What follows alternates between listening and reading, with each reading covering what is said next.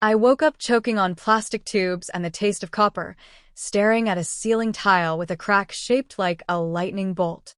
For one heartbeat, I thought I was dead. Then the pain in my shattered collarbone told me I was very much alive and completely alone. No flowers. No frantic parents. Just a single post-it stuck to the water pitcher in handwriting I used to forge permission slips with. Medical support terminated. Best wishes, Dad.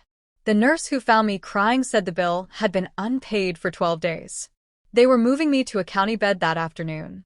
I laughed until the monitors screamed. I was still laughing when Victor Lang entered the room like a man who'd rehearsed the moment for years. My mother's oldest friend, her corporate counsel, the one person my father had never managed to freeze out. Behind him stood a stranger, tall, quiet, eyes the color of winter steel, carrying a titanium briefcase instead of flowers. Alexandra Hale, Victor said, using my full name the way my mother always had. Your father just made the most expensive mistake of his life. They waited until the drugs wore off enough for me to sit upright. Then Victor laid it out, calm and merciless. While I lay unconscious after the car wreck, my father had filed papers declaring me permanently incapacitated. He'd convinced 2 doctors I'd never met to sign off. He'd stopped the life support payments.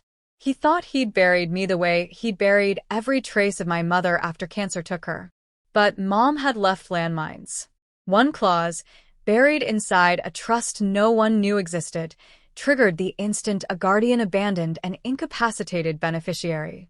Abandonment during incapacity equals automatic transfer of her entire shadow equity, 49% of Hale Dynamics, the voting shares my father had spent 15 years pretending didn't exist.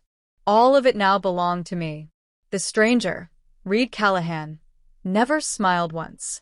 He simply opened the briefcase and slid a new executive badge across the blanket. My photo. My name. Clearance level. Founder. You have 60 hours until the Global Leadership Summit in Vegas, he said. Your father plans to announce a merger that dilutes those shares into oblivion. After that, even a nuke couldn't stop it. I couldn't stand yet, but I could think. And I'd spent a decade being invisible inside my own company, writing the algorithms everyone else took credit for, living in a windowless server room my half-brother called the dungeon. I knew every back door, every forgotten password, every line of code my family had paraded as their genius. Reed smuggled in a satellite rig. Victor arranged private nurses who looked the other way. For 2 days I sat propped against pillows and tore the company open like a carcass, pulling metadata, timestamps, private Slack archives, security footage of me alone at 3 a.m. while my brother partied in Ibiza and took bows for my breakthroughs. On the 3rd morning they wheeled me out in a borrowed suit, hair still damp from the first shower I'd taken upright in months. The summit ballroom glittered like a Shark Tank. My father was mid-keynote, voice booming about the bright future under unified leadership. I walked on stage, without asking. The room inhaled as one organism. My stepmother's champagne glass froze halfway to her lips. My brother actually dropped his phone. Dad recovered first, smiles sliding into place like armor. Alexandra, sweetheart, you're confused. You're not well. No, I said, voice carrying through the microphone I'd taken from his hand. What I am is awake. I didn't raise my voice. I didn't need to. Behind me the screen lit up. My mother's trust, the abandonment clause, the hospital bills stamped paid in full by my father's own assistant, the note in his handwriting. Then the timelines, every project he'd stolen, every late night I'd spent keeping his empire afloat while he erased me from the org chart.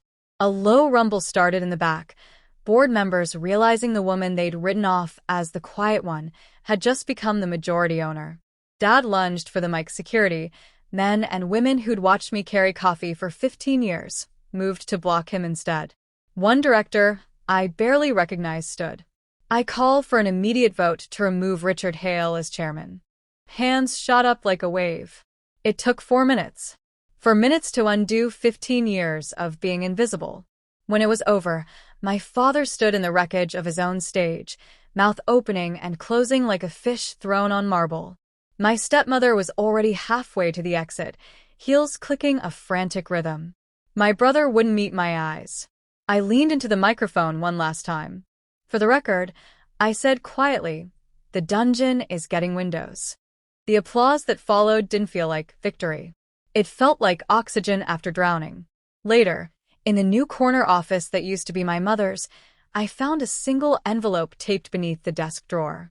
Inside, her handwriting, small, fierce, unmistakable. "They'll try to make you small, Lex. Don't let them. Take up the space you were born for." I pressed the note to my chest and, for the first time in years, cried without shame. Then I rolled up my sleeves and got to work.